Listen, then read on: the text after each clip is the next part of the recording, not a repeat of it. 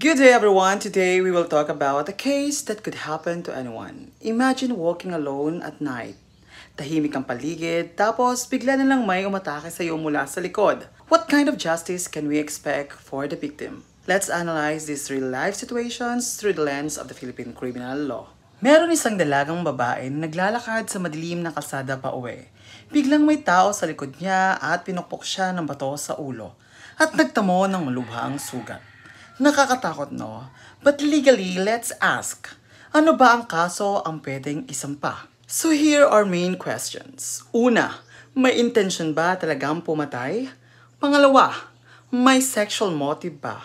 At panghuli, anong sinasabi ng batas natin tungkol sa ganitong klaseng pananakit? Kung malinaw ang intensyong pumatay pero hindi namatay ang biktima dahil siguro sa tulong ng iba or medical help, ang tamang kaso ay frustrated homicide under Article 249. Pero kung may treachery, kagaya ng pag-atake mula sa likod, biglaan, walang chance para makaiwas ang biktima, pwede na ito maging frustrated murder under Article 248.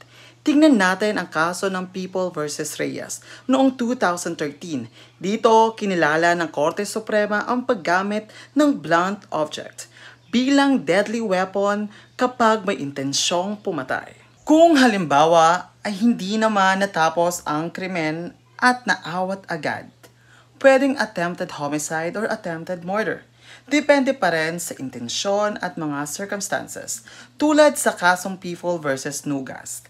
Kahit hindi grabe ang sugat, kung may intent to kill, valid ang attempted homicide. Ngayon, kung wala namang intensyon na pumatay at talagang pananakit lang ang habol ng suspect, ang tamang kaso ay serious physical injuries under Article 263, lalo na kung ang sugat ay sa ulo, which is considered serious. Sa kaso ng People vs. Calizo, napakita ng korte na kung walang intensyong pumatay, pero grabe ang injuries, ito ang tamang charge.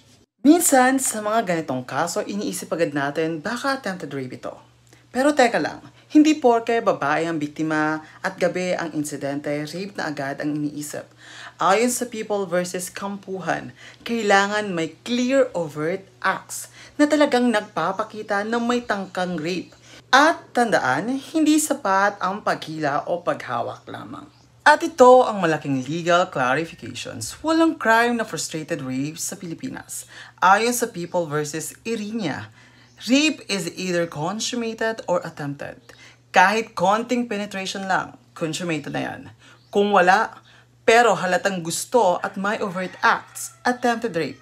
Pero kung wala namang sexual actions, huwag nating ipilit.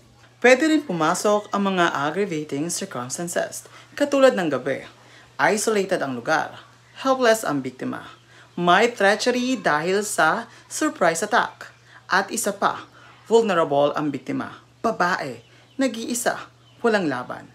These factors can increase the penalty or qualify the crime as murder. So, anong natutunan natin? Hindi pwedeng basta-basta lang mag-file ng kaso. Kailangan precise. Based on the facts, pwedeng frustrated murder, attempted murder, or serious physical injuries. Pero kung walang ebidensya ng overt sexual acts, attempted rape is not applicable. At ulitin natin, no such thing as frustrated rape sa batas ng Pilipinas. Kaya sa paghahanap ng hustisya, dapat tama, malinaw, at batay sa ebidensya. Muli, this is JM. And remember, I will always be your law companion.